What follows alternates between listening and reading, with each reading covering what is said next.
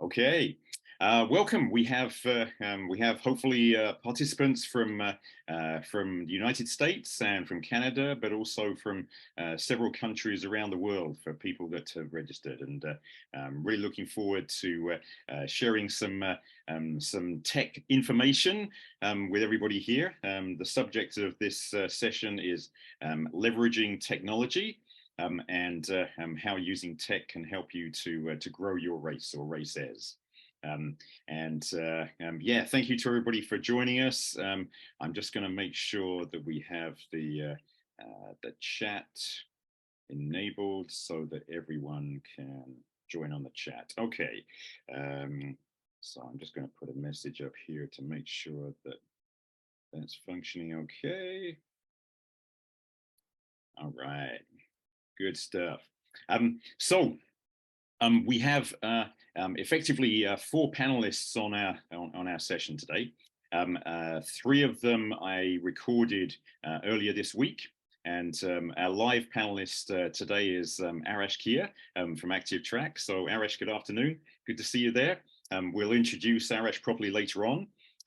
But before we get going with the content, then I wanted to say a big shout out to our friends at Marathon Printing. They're the presenting sponsor for this series and also for the US Trail Running Conference.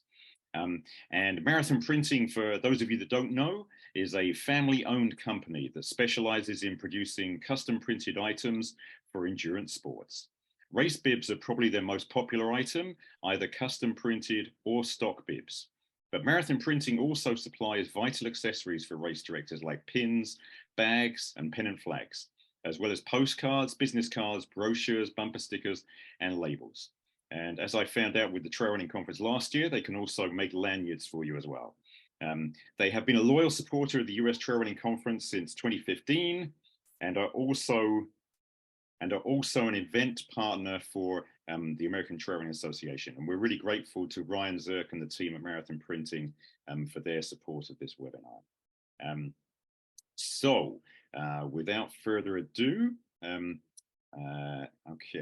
now I got a message from Scott to say that you can't use the chat. So I apologize if that's happening. With the Q&A, it says chat disabled. Ah, that's interesting. It says everyone is enabled at my end, but okay. Thank you, Samuel, and thank you, Scott. I think probably the best thing to do, looks like the Q&A is working. So if anybody has any comments or any questions, then please feel free to use the Q&A. So we have 2 recordings. The first recording I'm going to play was actually with colleague Eric Manning, and he runs the Trail Manners podcast and has been a race director for many years.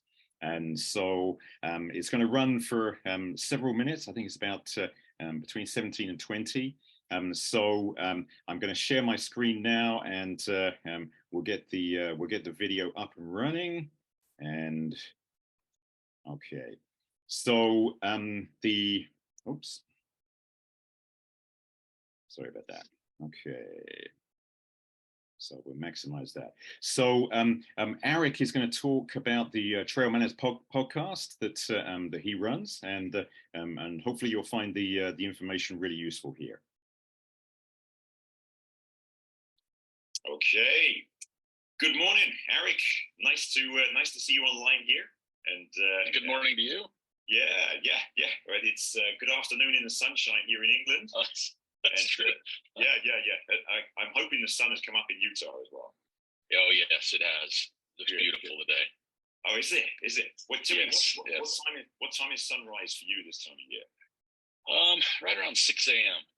Okay. Which is the perfect time to be on the trail right now. So it is. I bet. What kind of temperatures do you have then? Is it cooler in the morning out there? Like 50 degrees right in there, about 6 a.m. right now. We're hovering in that range, so it's just absolutely stunning. Nice. Well, that sounds like a perfect temperature to go run. Yes. Yeah. I wish it would stay that way, to be honest with you. It would be nice, wouldn't it? Yeah. So Eric, for those people that don't know you, could you give us a brief introduction on what you do and why you're excited to be on this webinar? Yeah, absolutely. My name is Eric Manning. I am actually an executive director of a nonprofit here in Utah, the Trails Foundation of Northern Utah. So we maintain and build and educate about trail use and all the fun stuff. So I mixed my passion with my personal life. So that's another story. Cool. I'm the founder and head podcaster of the Trail Manners podcast, which came out in 2015.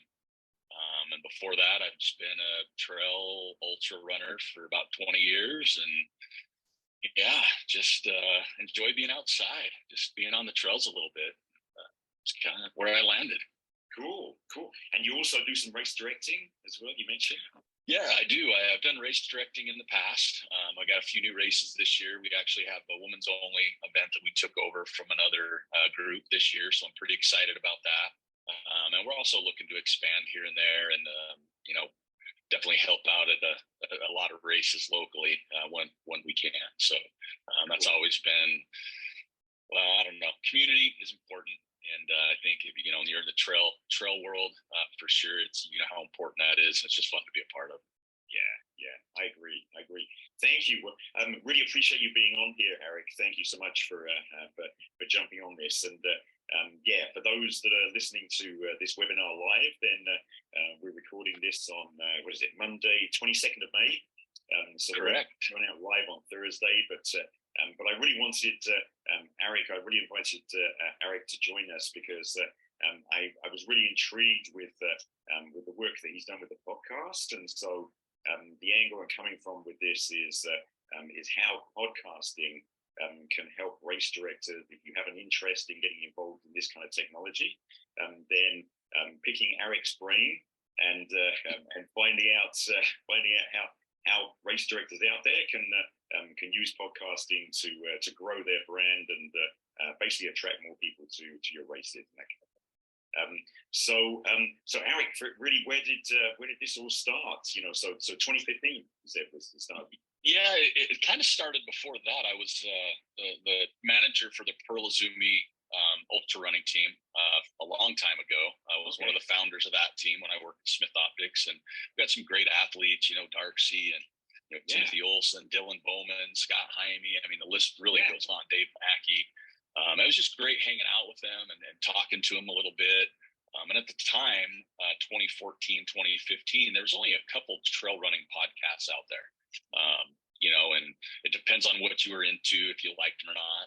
And a friend of mine, we ran consistently all the time. And, obviously with being that part of Pearl Izumi and race directing, we were really embedded in the community and loved it.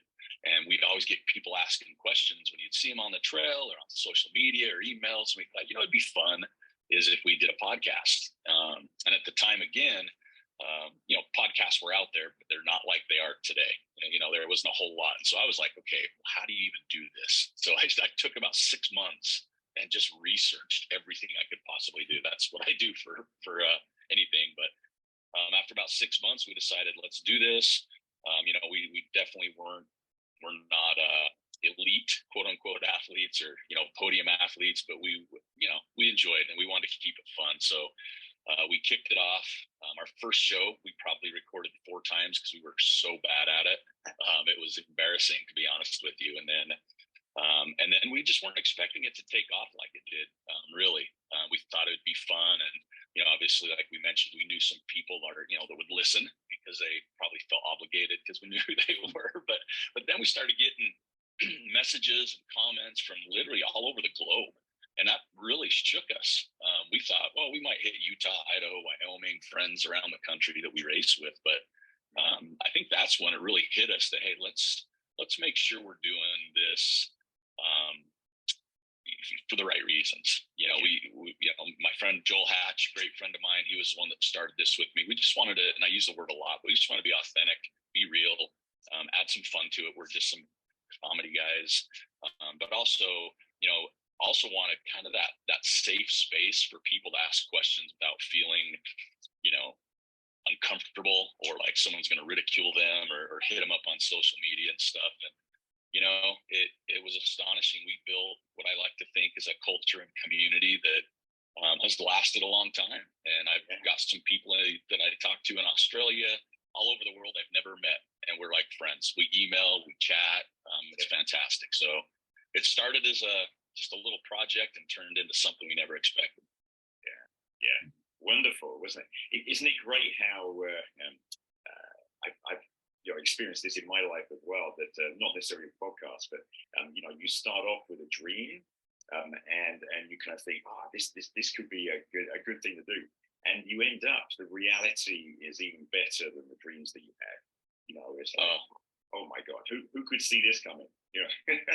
Well, we sure didn't, and people tease us a lot. They're like, well, how much money did you make? And we're like, we really didn't, because we didn't go into it as a business plan. We went into it as just having fun. And we met some of the most amazing people along the way, because we would produce 2 shows a week. We would have a Tuesday show where we'd always have a guest, and then we'd have a Thursday show where we just called our single track session, where we just talk about what's going on in trail running, new gear, races, anything else. And we just did it for fun, and we're very committed just to keep it going. Wonderful. What you've been 8 years now. So yeah, COVID hit. We took some time off. Joel had to leave for another profession he took over, and so that left me by myself. And then COVID hit. I got a new job, so it was on hiatus for a little while, just so I could focus on that. And I have children. COVID was rough with virtual school and taking on a new role, so we put on hiatus. But the people that listened didn't go away. I didn't record a show for almost a year and a half, and people are still downloading episode 1, episode 2s, and different guests we had on the show. And I think that's when I realized I'd see people on the trail, and when I'd travel to a race, like, hey, are you going to come back out with a podcast? And that's when I realized, this isn't just about me. This is fun. So it's back out. I'll be back on again in June. We recorded a few shows this year, but 320 episodes. So we've done a few. Wow. I mean, I guess that would be one thing that maybe people would kind of fear out there. That it's like, can you take a break? And then, but then, as you said, you dealt with that already in terms of COVID, and a year and a half. That's. I mean, you've got some. And to come back and still have an audience, that's some doing. You're a rock star. It's surprising, and again, it's funny. There's a lot of fantastic podcasts out there now, and I don't listen to a lot just because I don't like it to influence the way I do things. But we actually had, oh my gosh, just the hiatus we had. I tell people we don't have the most followers, the most likes, but our audience is very engaged. We get a lot of comments and things like that, and we found our little niche where we are, and we just don't want to really change much. So again, not the biggest one, and there's a lot of fantastic podcasts out there. You see them pop up literally every month, the new show, and I think it's great.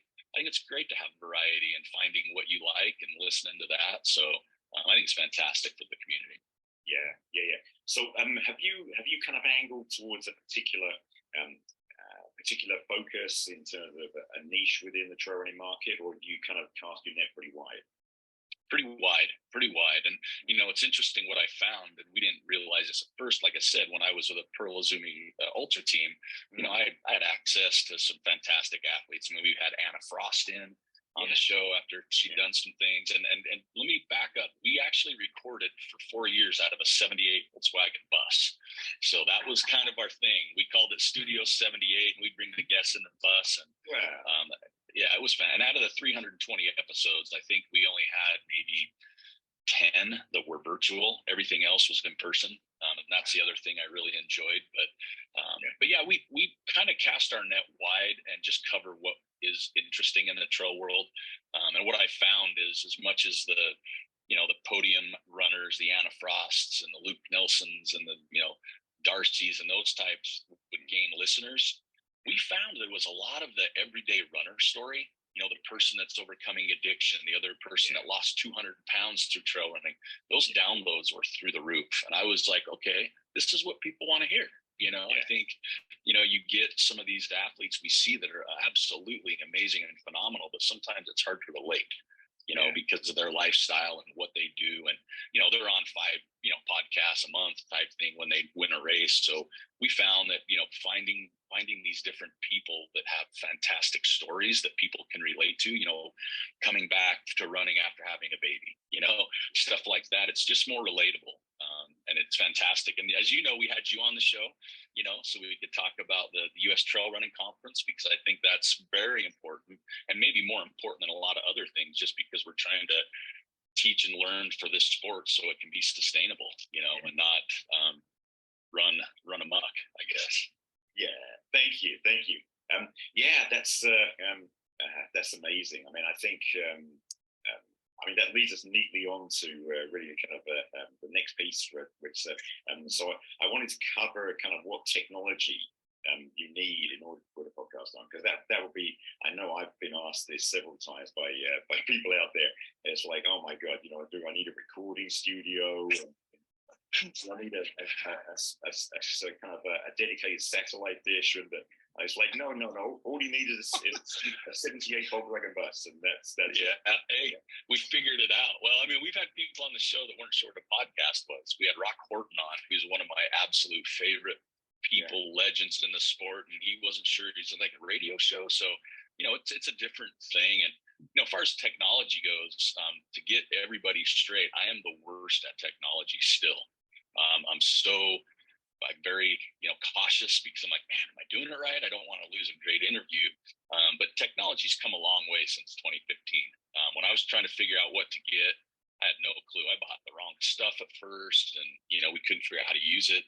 But podcasting now with YouTube and the people out there, it's I won't say easy, but it is. It's pretty seamless. The equipment can range from just your cell phone and a microphone, or it can range for like a mixer board and a dedicated studio somewhere. And I know people do a mix of both. So I think it's just whatever your budget looks like. I mean, mine's changed. We were always very sensitive to the audio, the quality. And so I went through a lot of renditions because I just wanted a good sound. And so that's why we don't do a lot of virtual, because it's sometimes harder to get the right sound, or the lag. And there's just something special about being in front of somebody and seeing their eyes and reading their emotions, the touches. So, cell phone, simplest way to do it. Obviously, Zoom is fantastic, but it's not something to be afraid of either, the technology, because there's so many, in 2015, there wasn't YouTube channels how to do anything. And I don't think Zoom was invented. I could be wrong, but, there wasn't just a lot to go from. But now I think, you can do as much as you want, upgrade as you go if you find it a good fit for yourself. There's video podcasts people do now. So I think if you wanted to do one now, it's definitely not as hard. And I tell people all the time that I see, hey, if you have questions, reach out to me directly, because I've made the mistakes and I don't know everything, but I can tell you what not to do a lot of times. Yeah. Well, it's great to hear you saying that your first one, you did 4 takes to oh boy, to make it happen. I mean, I would imagine that's that sounds like, I would imagine in 20 takes or something like that. It'd be, so I think you did pretty well with 4. But I was thinking that for people that are interested, I guess if you're starting with something like a phone and a microphone, then there's no big investment in that sense.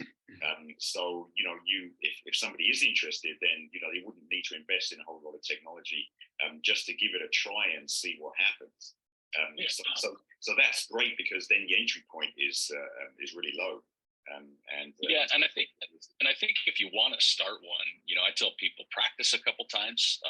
So when you do a podcast, a lot of times you have like Podbean or different platforms you download the podcast to that spreads it out to like Apple or Google, and you can get a free subscription to one of those things like a Podbean, a Libsyn, the different ones there. So that could be free.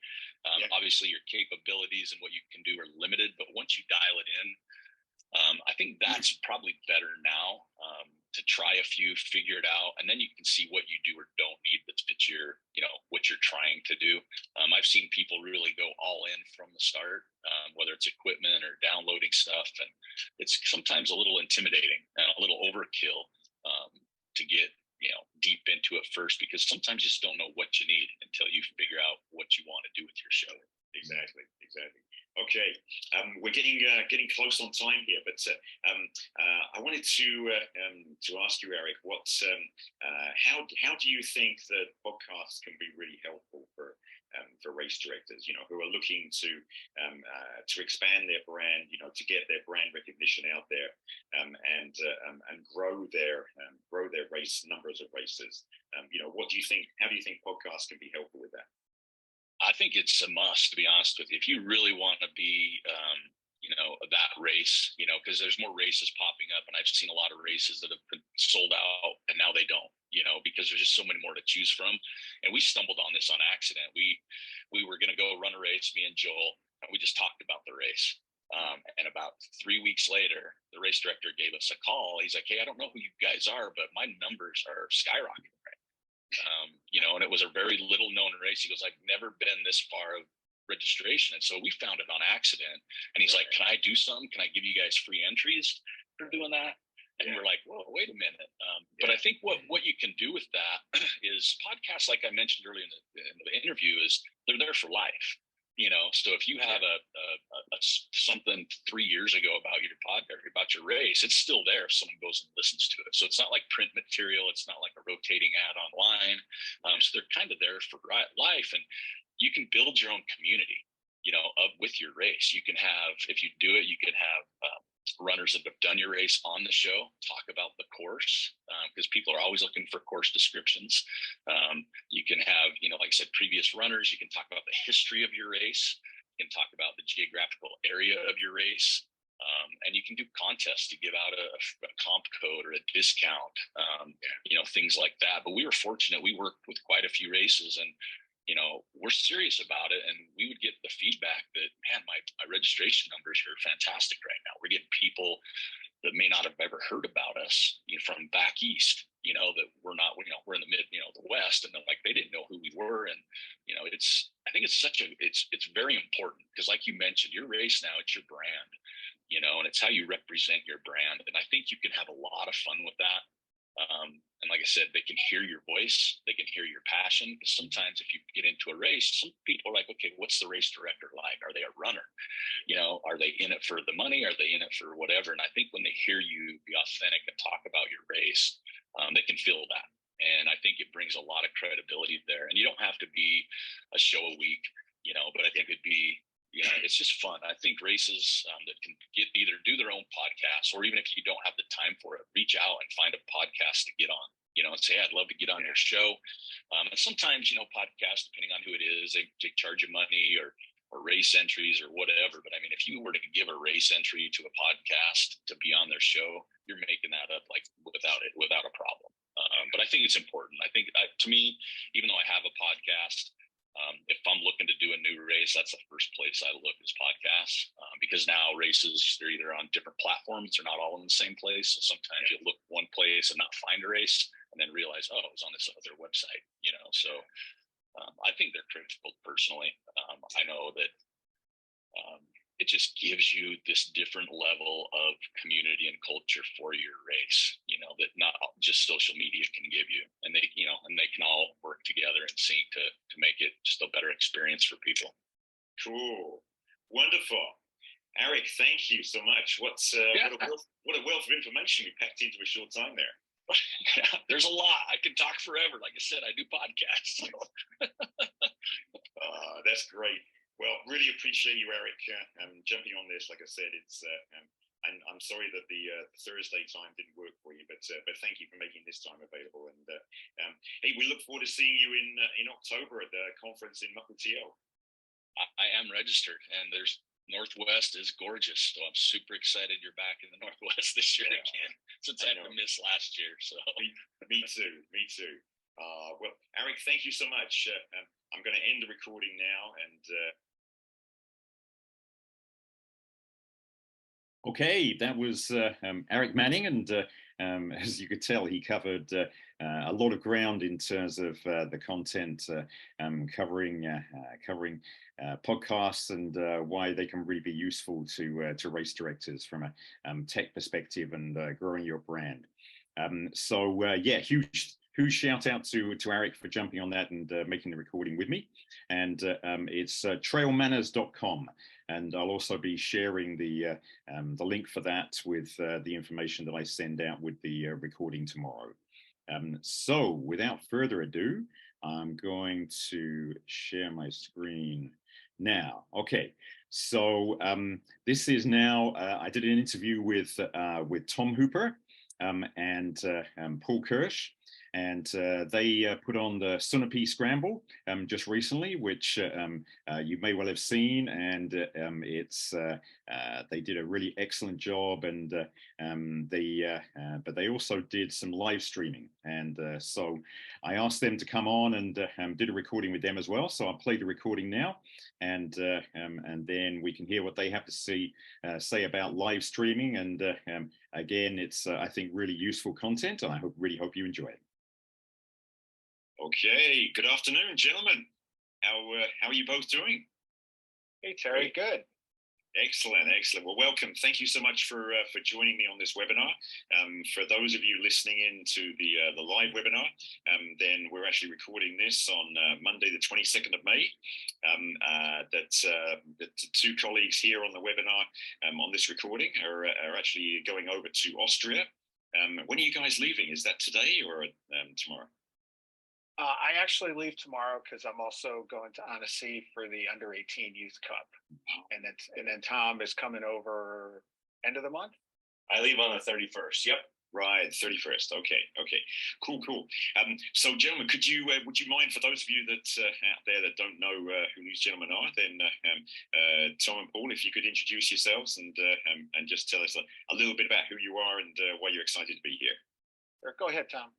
First. I'm Tom Hooper. I'm the owner of 603 Endurance. We put on races as the new Sunapee Scramble, Dixon's Revenge, Loon Mountain Race, the Ragged 3-day stage race, and 50K, Kismet Cliff Run, Vulcan's Fury Trail Race, and the Great Pumpkin Relay. Wow. That's a lot. It's a lot. Yeah. And I'm Paul Kirsch. Founded the Loon Mountain Race, and helped out Tom. We were co-directors for Sunapee, helping with Loon and some other races. I'm also USATF New England Mountain Ultra Trail chair, so kind of involved in a lot of different things. And we're both also mountain team staff. Tom joined last year, and then I've been the under 20 mountain and trail since 2010. Brilliant. Okay. So the reason you're on this webinar is because you guys have been successfully producing live streaming for races, and so you did this together for the Sunapee Scramble, and which was also the mountain running team qualifying races. So I have some questions for you, which I'd love for you to answer for our audience to really help them kind of through the process and what people need to know about live streaming event. So first question is, and please feel free to answer this in any order between you. What does an RD need to live stream an event? So let's start off with what nuts and bolts. I mean, I think that's a tough question to answer in the sense of importance. I think it's great software platform. You choose whatever software platform you want. That's up to you. That's up to maybe the costs. What can your race afford? But I think that the number one thing, I think this would have to be number one, and Paul is really good at this, is the behind the scenes of knowing who's coming to your race. I think that knowing the background of these athletes, what they've been up to, that fills a lot of dead air. I think it also depends on, what distance your race is. We were lucky enough with the Sunapee Scramble, it's a short distance race, so all the footage is hot and heavy. Where if you're doing something like the 100 or 250 that was just on, how do you fill that dead air without it just becoming super boring? I mean, I think that there's some, you have to do your work behind the scenes leading up to it to talk about every single person, where they're from, what they've been racing, what they're, you're just going to have to come up with stuff just to fill the air. And I would add to that. I think the other piece of it is what's your goal with live streaming? Like our goal was, it was the US Mountain Running Championships. And so we wanted to make sure we had all that knowledge on the top athletes, where we figured that would be the focus.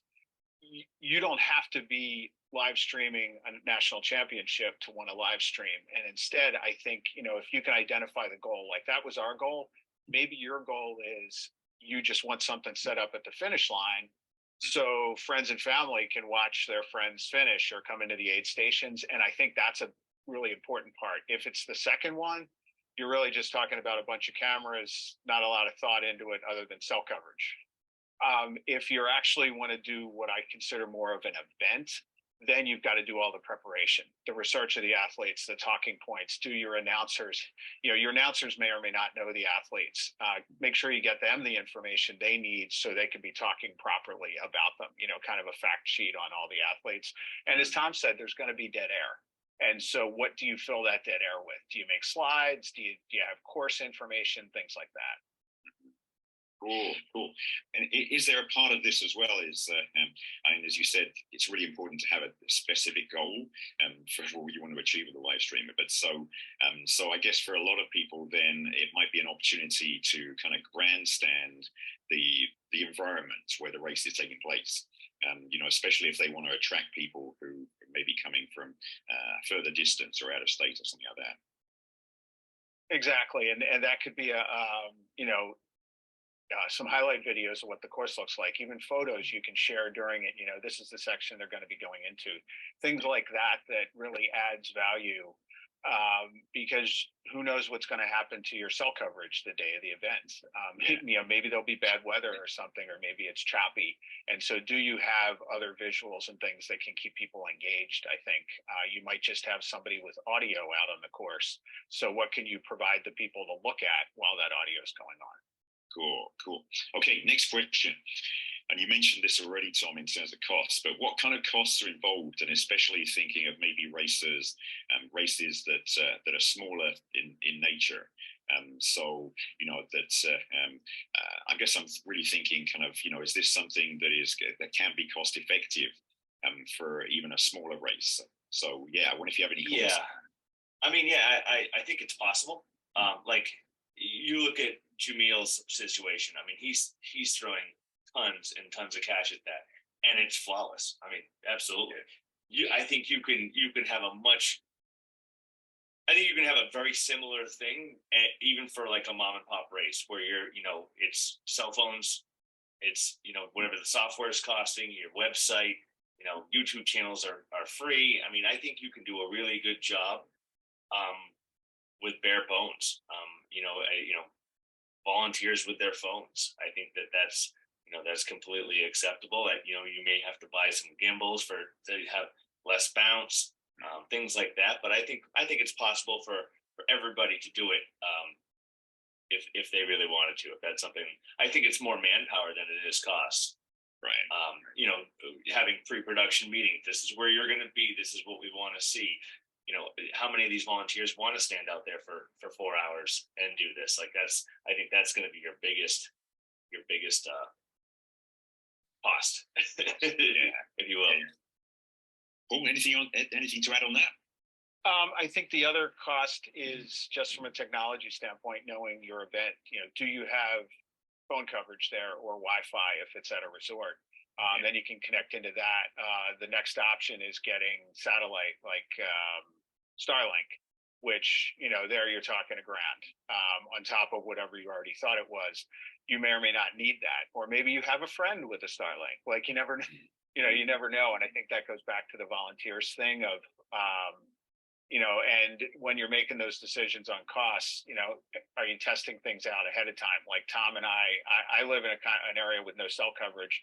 If I hike up the hill from my house, I get cell coverage barely. Well, Tom and I did a test video to see how good it was if I was just up there. And so it's little things like that I think can impact your costs to help keep costs down if you can do the legwork and investigation ahead of time, what it's going to be. Also factoring into that is, if it's just cell coverage, is it a kind of poor cell tower? And if so, if there are 500 other people sharing it with you on race day, have you lost the value of your cell tower? So that's another thing to fact versus Wi-Fi. Cool. Yeah. I mean, Tom, you mentioned costs already, but I was thinking you mentioned platforms as well. So where does one go looking for kind of information about different platforms for live streaming? Where's the best place to start looking? Yeah, I mean, that's just going to be a Google search for you. I mean, there's so many different platforms out there. I think it comes down to whatever you're comfortable with. I mean, there's dozens out there. So I mean, if anything, I mean, you can go from Zoom to Microsoft. You name it, you can find it. It's all going to be on what you're used to, what you're comfortable with, what ends up being user friendly for you. Yeah. And heads up, we got for the live webinar, we're going to have somebody representing a live stream platform. So we have some information on that during the webinar. So third question is, what should an RD know to keep everything running smoothly? You mentioned a few things already, but I'm sure there's more to add to that. I would say, I was going to say on this one, I would say one of the most important things is, do you have people dedicated to the live stream that don't have another race day activity? Because any race director out there knows something's going to go wrong on race day. And so if you think you're going to be the race director and the announcer at the same time, that may not work out. And like, for example, I was helping, Tom was not involved with it. And that was kind of our agreement of, I would be there to help kind of announce, where Tom was focused on race day things. And like, we had some hiccups with bid check-in and registration. If I had to be there, I couldn't have been on it. The other thing we did is we also had a person remote who was kind of helping man things that wasn't at the site. So in case, let's say the whole thing went down, they had enough filler to kind of control and manage things where it wasn't someone distracted on site, which is another volunteer. But from a logistics standpoint, it made it a lot easier for us in case like it fizzled out for a second on the Wi-Fi. Yeah. And I'm thinking that maybe, I would imagine that it wouldn't be that hard to necessarily find a volunteer who would be prepared to help with this kind of thing. And it sounds like, the kind of technology involved, it might actually be attractive for maybe a Gen Z or millennial, there's something like that could be a good attractive thing. Yeah, 100%. I mean, I think that when we put this out there that, we were going to do this, we had people jump that they wanted to help and kind of be on the forefront of this. And I think it's a great thing. Yeah. Excellent. Okay. Last question. What benefits does live streaming actually bring? So, key question, like, need to. Right. So I think what the immediate benefits are probably much smaller than the long term. I think that the benefits for the racer or the benefits for the race organization are two different things. This is a big question, right? So I think for the runners, their mom and dads can watch from while drinking coffee, sitting at home. For the race organization, in the immediate beginning, this is kind of like we're all starting to do this right now. There's not a huge benefit, but I think that this may be where sponsorship goes. When you have 10,000 viewers on YouTube, does somebody start ponying up, being like, we want to be your main sponsor, we want that banner going across all day long?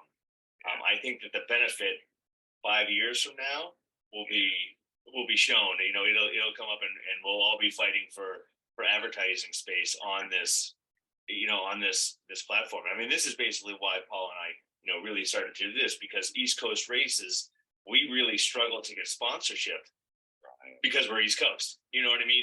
West Coast eats up all the advertising money, and we kind of get left behind. So if we're gonna, if we want to start getting into, raising our hand, like, hey, we're still here, don't forget about us, I think this is the way to do it. Brilliant. Yeah. Paul, anything to add on that? I think, the videos are out there, depending on the platform you go to, the videos are out there forever. And like Tom said, there's advertising. I think then there's also, that's indirect marketing for the next year. Oh, I heard of the Sunapee Scramble. Someone told me about the live stream. And so I think you have those benefits, but to echo what Tom said, may not be immediate, but I think the benefits are still there, and people might learn about your race that never even knew about it, and they're then registering the next year, hopefully, as well. They also, to me, this is an example, or it's an opportunity to talk about other events you direct. You've got a captive audience watching. You can be telling them about upcoming events you have. So it's kind of like a commercial. You can do a little bit during the broadcast. Yeah. So if you go sorry, Tom. What about elites? Are their sponsors now saying, "Hey, listen, Son of Peace Scramble has live feed. We need you at this race. You're most likely going to place. We want you on this. This is if that could be one of their requirements. We're kind of going into the unknown. Where everybody's head's going to be at, but it's going to be at the beginning of it." Yeah. No, that's a great idea. I think. I think there's lots of opportunities for sure, and wouldn't it be great to be in a position where you have sponsors clamoring at your door to sponsor the live streaming or sponsor your event, right. What a fantastic position to be in. Excellent. Okay, gentlemen, anything else to add that we haven't covered already that's kind of hot on this topic? I would say similar to when somebody comes up to you and says, "Hey, would you help me organize a 5K?" And you realize as a race director how much work is behind that. Realize that if somebody says, "Hey, let's live stream our event," there's work ahead of time. None of it's complicated. There's just work ahead of time to prepare, just like there is doing an event. And so keep that in mind, because if you're going to do it successfully, you want to prepare. Yeah. And that the preparation doesn't really cost you money. It's more time. Sure. Yeah. No, but it's shown tenfold when you do it. Right. Yeah. That's a great point. And I guess I'm just guessing that neither of you are probably tech gurus in that sense. So it's like you're coming in like an everyday race director and thinking, this could be a good idea to do. I actually am a software tester for a living, but I actually have a degree in computer programming. Yes. So, but I don't think if someone doesn't, everybody has a friend who does too. Yeah. I feel like it's not like you need to be a coding expert. You just need to be comfortable around technology. Yeah. Okay. That's good. Comfortable. I like that word. Yeah. It's that's one thing. Thinking about the trail running conference, that's one thing we're going to be covering is the kind of sometimes you have to get uncomfortable to make progress, and so but that kind of fear of technology, like whoa, this is too difficult to handle, that kind of thing. But to go along those same lines, it was Tom who came up with the idea of we need to live stream this, and I can tell you when he said that to me, I was like, oh great, so we're organizing a 2-day event that we've never done before as a national championship, and now you want to add in live streaming. It definitely got us on me. No. I'm so thankful that Tom thought of it, because like you said, Terry, it was the uncomfortable, but we made it comfortable. Yeah. But it's totally worth it, I think, to want to shoot for that and say, hey, is this something we can do? And then spend the time to figure out, because I feel like for us, we got thousands of views of the races out there. And I think, as I said, people know who 603 are. They know, and we've heard it even on other podcasts, that suddenly they know, and this race in New Hampshire and things. So it's definitely worth it if you can spend the time on it. Yeah. And I'm glad you mentioned the East Coast, because Paul, I know I've been in contact with you that I'm looking for potential places in the East Coast to have the US Trail Running Conference in 2024. So I'm excited to see if we can bring that to you. That would be great. It would, wouldn't it? Yes. Okay. Gentlemen, Paul, Tom, thank you so much for sharing your expertise, wisdom, and I'm really glad that you could both be here, and I wish you safe travels and good luck with the teams in Austria and Annecy. So have fun, guys. Thank you so much. Thanks very much, Terry. Okay, Yeah, wonderful. I hope you really enjoyed the content of that, and yeah, I think that's really useful information for people that are thinking about live streaming. And I know there's been some press, I think, in Trail Runner magazine and outside about, you know, is live streaming the future?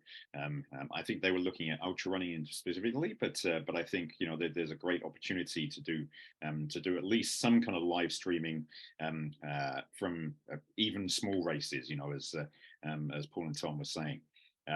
So Arash, are you still with me? I'm here. Oh, brilliant. Okay. Do you want to, can you pop your video on now?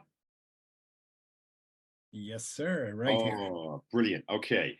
Okay. So, having talked about live streaming platforms, then now we have the last piece of this webinar is Arash Kia from ActiveTrack. And Arash, if you could introduce yourself and just tell people a little bit about what you're going to tell us.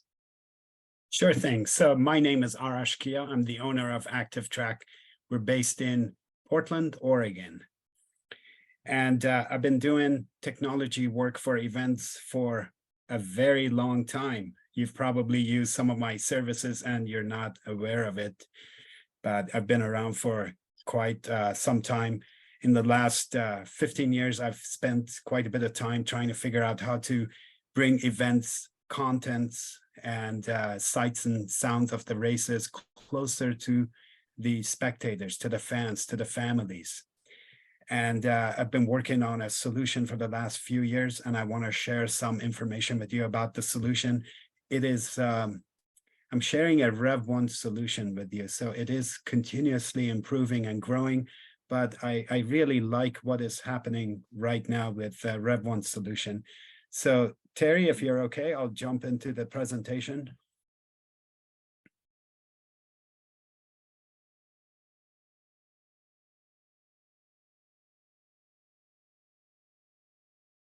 Let me show this PowerPoint. Hopefully you can all see this.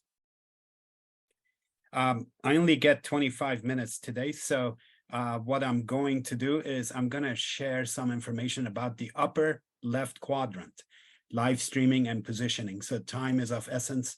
I'm going to dive into it and tell you more about live streaming, more about why is it good to add positioning into it, and so on. The other stuff, if you'd really like to hear more, feel free to reach out to me, and I'll be delighted to give you more information on what we do.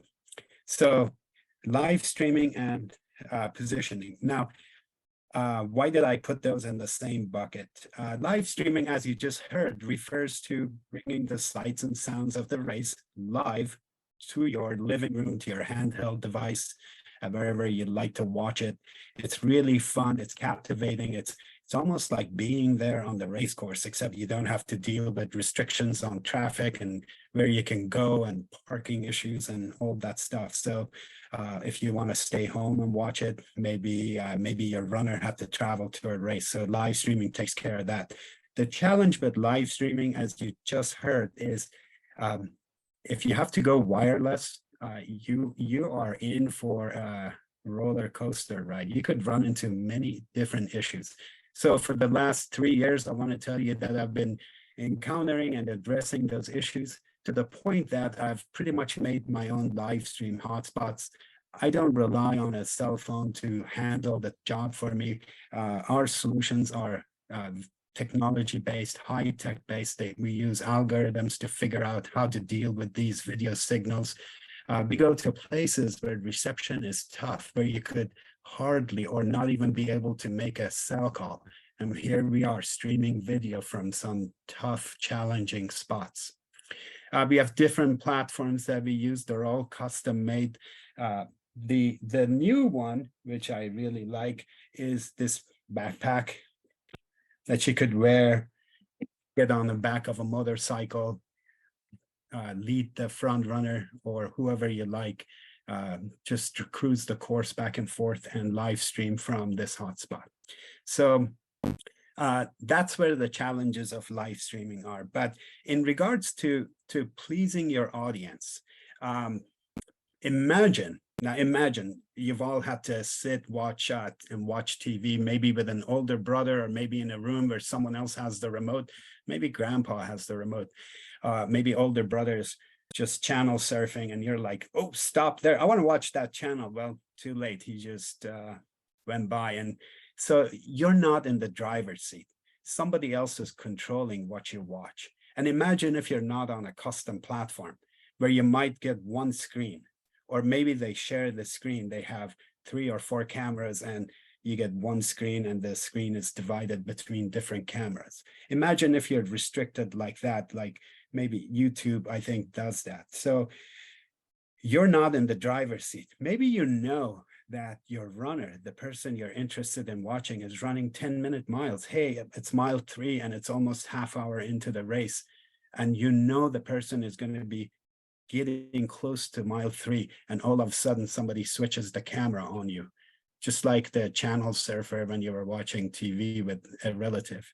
So you're not in the driver's seat usually when you watch the live stream. For that reason, we throw in a few things into our live stream and that make it very user friendly. First one, we have multiple cameras. You choose which one you want to use, and we move the cameras. For example, you cover the start line. 2 minutes into the race, the start line is boring now. Everyone's cleared out. So what do? Well, we move our camera. Maybe maybe the live stream is tied to a mobile station, and we move with the leaders or with the main pack, or maybe we just pack up and go down the road a few miles and live stream again. But we generally have a few hotspots along the course, maybe at mile 1, 3, 5, 10, 13, 20, and so on. And we keep moving our cameras. And the second thing is we track assets on the race course. We do it through cell phone use, but I also have a prototype wristband or watch that we could put on the athletes. I'm not going to do that in 2023. In 2023, we'll just track through cell phones, but we could track you on a map, and people could watch you. You decide who should watch you, and you could share that link with your friends and family, and they you from the comfort of the home. They see you approaching camera 3, and they click on camera 3. At the end of the day, if I'm providing 5 to 10 cameras for your viewing pleasure, how do you know which camera to really watch? How do you know where these cameras are? Well, if you go to the race map, you're going to see all these assets on the race map, and you get to choose which camera to watch. So I am going to show you an example of what a map would look like, because it's kind of fun. Here's a map. I just drew one last night, and I defined a bunch of assets on there for the race course close to my house.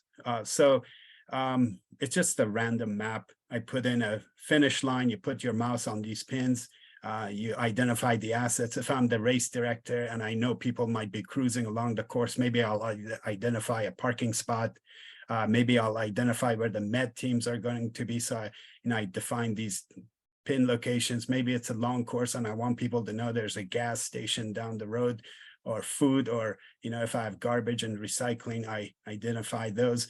Hey, my award ceremony, you see this medal, maybe that's where my award ceremony is going to be. So I create this map that becomes a visual aid. So it's got a bunch of static assets on there. The gas station doesn't move. The award ceremony doesn't move. Here's my shopping area. That's the merch. So I put my mouse on there and it pops up. Close to my house, we actually have a bear warning. So I put the bear warning right here. It's true. There is a bear roaming around, and there are warnings on the trails. So you could define a map. You could make it a visual aid. You could put pins. We have 50 different pins defined, but then you also can customize it. I don't have the bear warning as a predefined pin, but you could customize it and warn people about potential danger. So you define a really cool map, and on race day, you're going to see runners on this map moving along the course. It's really fun and it's entertaining. It's almost like watching this animated movie with your assets defined. It zooms in really nice, and the map itself has a lot of other assets in the background that are small, but it moves, it zooms in. You can maximize it to cover the whole page, but it's kind of fun. And then again, on race day, you're going to see the runners on the race course. You have a lead vehicle, you want to tag that as a dynamic asset that moves, no problem. So you can tag a lead vehicle, you could tag your sweeper, car or truck or biker, and people will know where the lead runners are, which camera that person is getting close to. I can also put our camera locations on this course and have people take notice of which camera the runners are getting close to. So you might see a runner on the map and you say, hey, he's getting close to camera number 3. And you pop over to the camera and you watch the camera. The cameras itself, let's see, my next race coming up is Newport Marathon. Right now I have a video of the race course of Newport Marathon with a bunch of telemetry data hanging from it.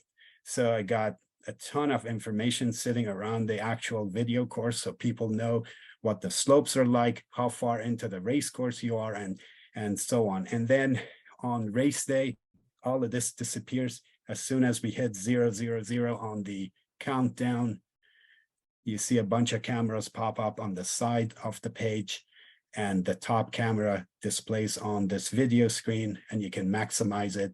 And there are a bunch of other cameras listed. You could switch back and forth between them. And then when you're tired, you want to see, hey, let me watch something else. You can come back to the map.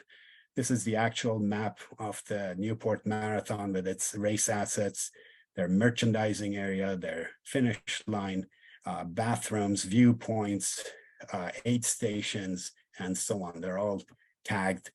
I'm going to still add a few more assets like mile markers and so on onto this map. It's such a nice visual. It's fun to watch. On race day, you see the runners moving on there. It's just great. So let me get back to my presentation. So that's why I have positioning there. Why? Because I want to put the fan, the viewer, in the driver's seat. I want them to be able to dictate what they want to watch. At the end of the day, it's a really boring live stream. If you don't even get to see your friends and family, it's like a crapshoot. You're like hoping to see them. But what if you could see them on the map, see where they are, and go to the right camera and see them? Does this help your race? You just heard another recorded video talk about does providing video help your race? I think everything is favorable. I just don't think you saw any data on, hey, well, what does this do for your race?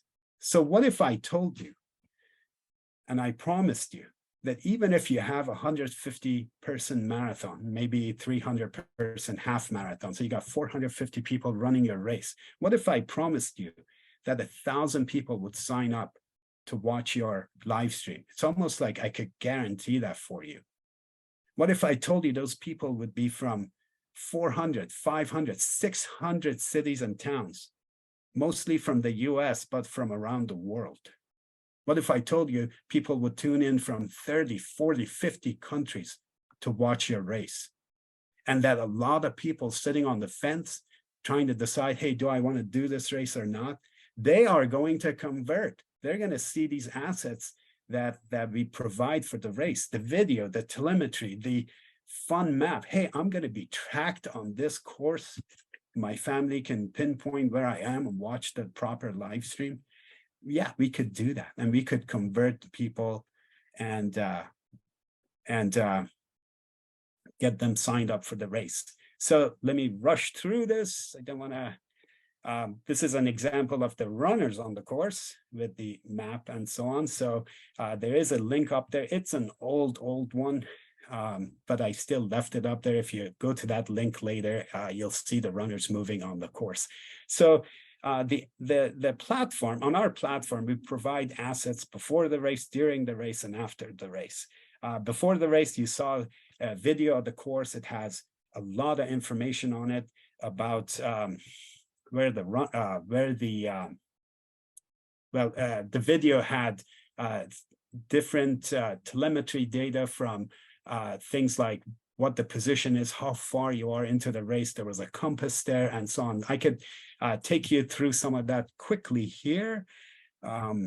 So down in the lower left, that's the speed of the runner. So this is a course in the woods of Oregon. It was a beautiful, beautiful trail through just a gorgeous forest. And so I wrote the course, took the video, I added telemetry data. That was my speed of moving along the course. There's a directional compass, GPS coordinates map, how far I was into the course. So if you have a marathon, you go from 0, 0 to 26.2, yellow bar would show how far you are into the course. Here's Arash, a little. We're not seeing your screen. Oh, you're not. Why is my screen paused?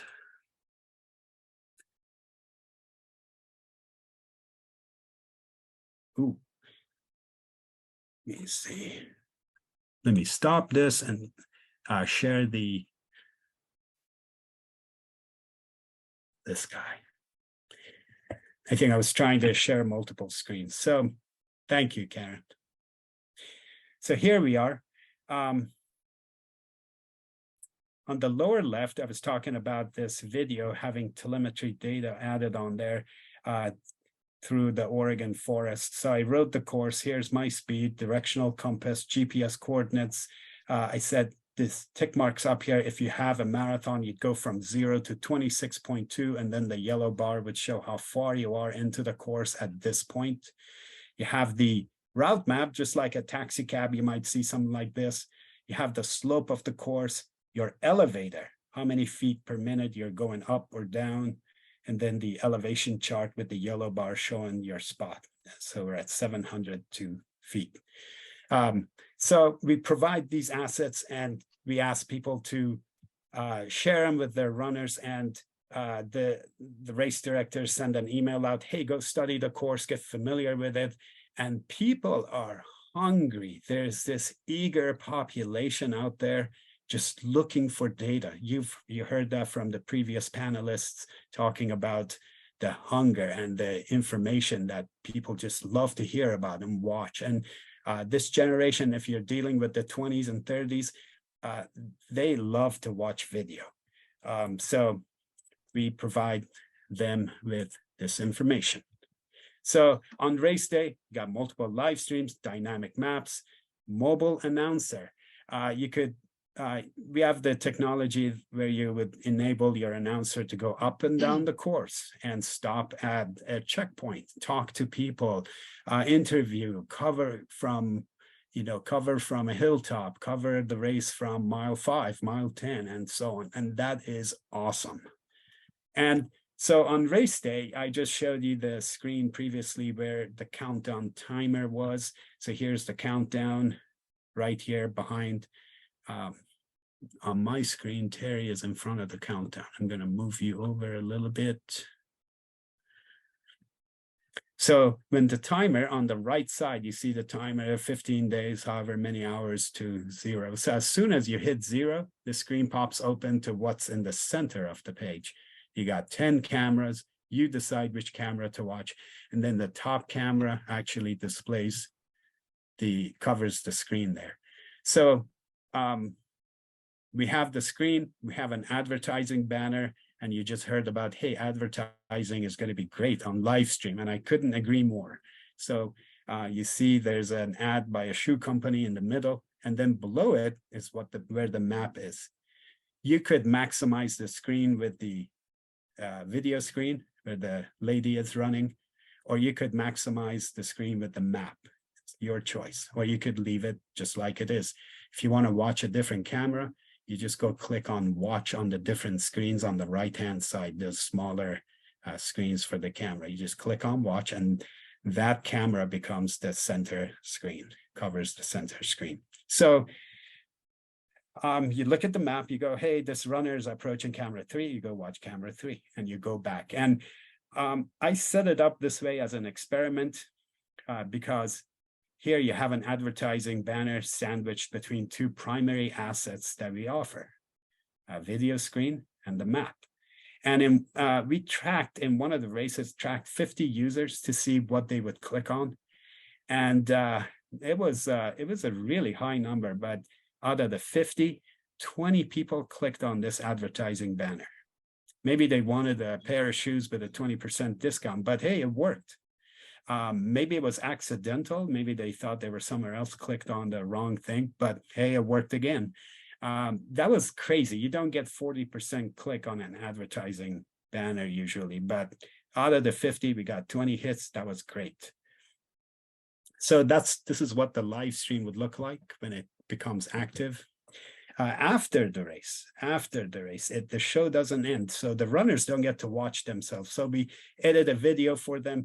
Oh, by the way, I don't want to really get into this. I don't have too much time, but let me push forward. So there is a place for doing picture in picture. You could have, you could display ads for your sponsor right where this purple box is. It's a high-tech real estate. So if you got 10 pictures that you want to rotate through, maybe you have 10 pictures of the shoe from different angles, you could drop it there. You got a 10-second ad for the sponsor, you want to drop it there, go for it. Drop it in there, and while people are watching the live stream, there's a second screen up there showing the ad. So let me rush through this. Finally, on post-race, gosh, we create this nice edited video for everyone to take home as a souvenir. And then we put a bunch of highlights into it. It's usually 10 to 20 minutes. People come back to us, say, can I get my video clips from the race? Sure, you can. I won't talk about that today. Let me go forward. So I want to give you analytics from 3 races. Chuckanut 50K, which is a prestigious race. A lot of pros show up, prize money. A lot of runners show up from all over, but mainly from the West and Canada. And then we have Vernonia Marathon, smaller race, it's west of Portland, Oregon, from one small town to another small town, mainly from the West Coast. They have about 440 runners. And then Whidbey Island Marathon, just north of Seattle. So with Chuckanut, Chrissy sent out an email blast and we got, boom, 1,200 users signed up. And they watched the pre-race assets. I'm talking about the map and elevation charts and all that stuff. They spent 24 minutes per user just watching the that information. On race day, another 905, you see the 905 people sign up just to watch the live stream. Let me go forward. So this is the engagement time. You want engagement for your race, you want exposure. Here we go, 25 minutes of exposure. As soon as Chrissy sends out an email blast, 25 minutes, people watching the assets tied to video, elevation chart, maps, and so on. On race day, people spent over 8 minutes, close to 9 minutes per session watching the live stream. But guess what? They would leave, go get coffee, go do something else, come back and watch it again. On the average, they came back over 6 times watching the live stream. There were 44,000 events on the website, from clicking on the advertising banner to switching cameras to changing volume. All those things count. Now, the race generated over 47,000 viewing minutes on the live stream. That was good, but we can do a lot better. I have a race coming up in August. We expect 5 million viewing minutes on the live stream. Chuckanut 50K was viewed from 636 towns and 23 countries.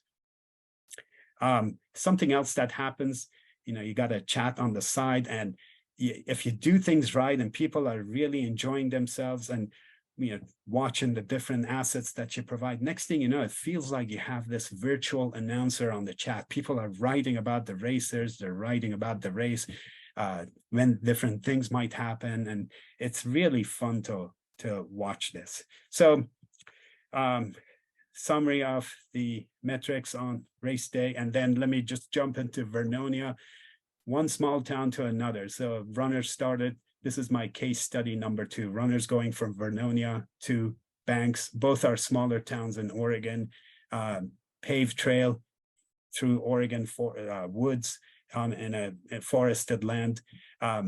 Oregon Roadrunners did a great job of sending out 3 email blasts. Now, this is a smaller race. They invited people to study the course, pay attention to the profile, the hills, the drops, and people responded. And then they encouraged them, hey, by the way, there's a live stream on race day.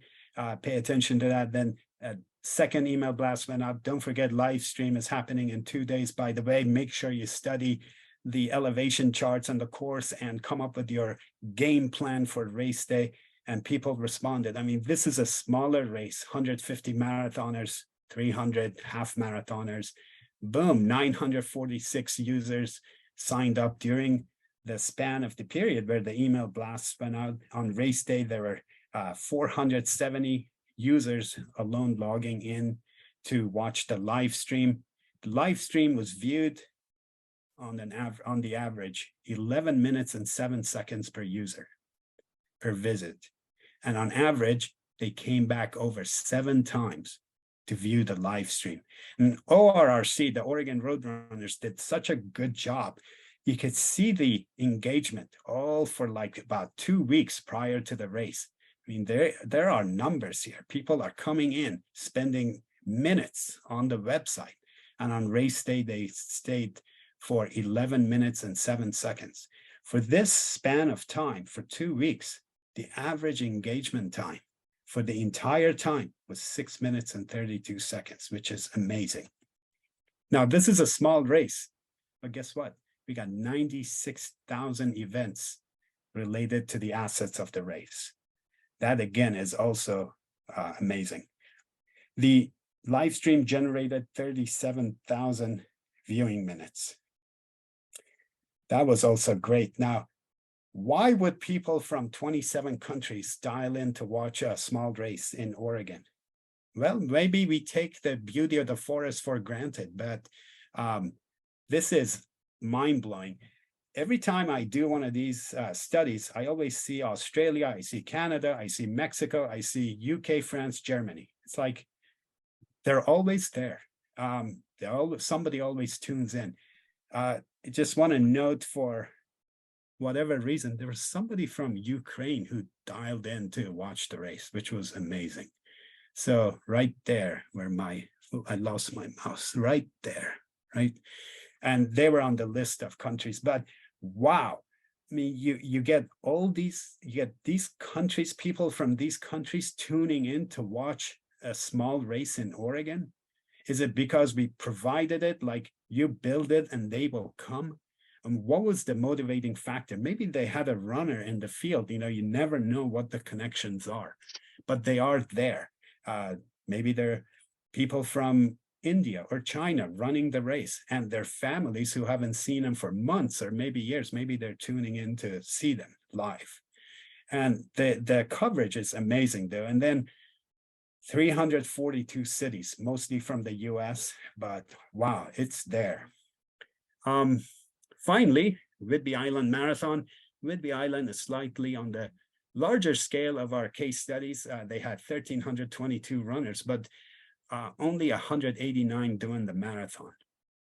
So we did the same thing, course video, added telemetry, maps, elevation chart, and so on. Now, Whidbey Island is organized and race directed by Jared. Jared was a little bit rushed this year, so he crammed everything in 3 days before the race. So our peak is a little bit wider, and not much happened before the 21st, but man, after the 21st, the email blast goes out, there's a lot of activity. People signing up to watch the live stream. It didn't take long. And sure enough, almost 12 minutes per visit, per user, and live stream. That's for the live stream. And then people just studying the race assets a couple of days before the race. in all, there were 103,000 events on the website. And on the average, people went back over 7 times to view the live stream. So we had a little bit in a taller peak, wider peak around the race, but not much happened prior to the 20th when the email blast went out. It was great, 37,000 minutes on the live stream. Again, I look at the map and I'm going, wow. All these people with very little notice, they didn't care. They tuned in to watch the live stream. 606 cities. Is that good for your race to get the coverage? Jared loved it. He's like, Whidbey Island will love it. The race starts north of Oak Harbor, finishes in Oak Harbor. He was saying Oak Harbor will love it. They would love to get to host visitors. And, you know, it helps their economy. He just loved the fact that so there was so much coverage and so many eyes on Whidbey Island on that day. Whidbey Island is gorgeous. The north of Whidbey, north of Oak Harbor, there's a park that's the most visited state park in the state of Washington. And that's saying something because state of Washington is pretty nice. Testimonials, checking out 50K, liked it. Really likes the fact that we can bring the sights and sounds of Chuckanut 50K and the beautiful mountain and the course to the audience. Whidbey Island Marathon, I think Jared is saying some of the same stuff like, wow, I didn't know what I was getting into, but I loved it. And next year we need to do more and plan a little earlier. So yes, and love to see this kind of feedback from the customers that we have. Hood to Coast wrote a very nice note. They were not even involved in my case studies this year, but last year at the finish line, now Hood to Coast, if you're now familiar with it, goes from Mount Hood to the Pacific Ocean, teams of 12 runners. It's a relay race. We were at the finish line live streaming for about 14 hours and covered the mountain and points in between. And we were interviewing people at the finish line. Everyone had a story, from we're running for Joni, who's no longer with us, to, you know, we're imitating cops and thieves and whatever, or there were so many costumes and so many stories. And halfway through the live stream, Dan, the COO, came, tapped me on the back. He's like, you don't know what's happening in the VIP tent with their big sponsors. He's like, everyone's glued to the live stream screen. They're all like fascinated. They're watching this thing like you can't believe. So we're going to go back this year and we're going to do a lot more for them at Hood to Coast. Finally, Fort E.B. Kettles. Fort E.B. Kettles is not very far from where Terry is going to have his conference in October. I promised Eric, who runs the race, to be there. We were having a great winter in Portland. And then all of a sudden, right 3 days before the race, it snowed and it wouldn't stop. So we were supposed to get like 4 or 5 inches and everybody was freaking out. We ended up getting 18 inches and I-5 was closed. The interstate is closed. How do you go up? Well, I called Eric. I was like, I don't like to break my promise, but guess what? There is no way for me to even come up. The interstate is closed and I'm snowed in. So, but in the back of my head, I was still trying to figure out a way to come up. So he sent an email blast out saying there won't be a live stream, canceled it. Somehow I dug myself out and got into the interstate. It was open. I drove up north, went to the race. On race morning, I'm like, I'm here.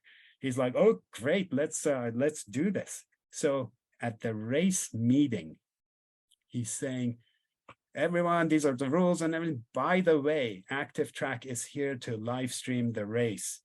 And people are like just getting notified then that there is going to be a live stream, right? So they go to the start line. It was probably 5 minutes before the race start. So I do the live stream, I come home, I look at the data, and there were over 500 people who had watched the live stream. And I'm like, this is unbelievable. Between that time between the time of announcement to start line, there's 5 minutes, and still people got the message out to their family, hey, go watch the live stream. So that was great. that is it. If you'd like to hear more, definitely get a hold of me. Our live stream is pretty inexpensive. We don't have, you don't have to spend an arm and a leg to get all these services and get the notification and engagement that I was talking about. So that is it. Thank you for your time. Sorry to take so long, Terry, and I'll hand it over to you.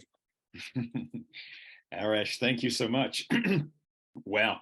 So I think, oh, right. And so Karen, thank you. So she's saying here, I was an early beta tester and early adopter. And most recently I was an announcer for the Vernonia Marathon. And I'll also be announcing for Hood to Coast. This product is where live streaming is going. Yeah, so Arash, thank you. I mean, I knew a little bit about what you did, but I now know significantly more. So thank you so much for sharing what it is that you can provide. And I love the idea that you know, what we're really talking about is getting eyes on people's races, isn't it? And I think that this is such a great solution because, you know, as Tom and Paul were saying, then there's a number of challenges that you need to overcome. And Arash, it sounds like you know, you can provide a solution for those challenges and really have a platform that then people can use, and you can advise them about where to place cameras and that kind of thing. And it sounds like you do a lot of the legwork for them and take that headache away. So fabulous. Thank you. Okay. Karen, thank you so much as well. Nice to see you. And I'll yeah say obviously thank you to Scott and to Tom, sorry, and Paul and to Eric as well. And thank you to everybody out there. I know we lost a few on the way through, but we'll be sending out a recording from this webinar, which will go out to you guys tomorrow. Yeah, we'll look forward to seeing you again soon. The next webinar is on June 22nd. And it's actually called Global Campfire. And what we're doing with this one is we're going to be looking at the how the importance of connecting with communities that are suffering mental health issues, and how trail running, connecting with those communities, how trail running can help and increase your number of runners and so on as well. So I'm looking forward to that. Okay, thank you so much, everybody. Appreciate all your comments here, and yeah, we'll look forward to seeing you again soon. Stay safe and love this planet. It's the only one we got. Bye-bye for now.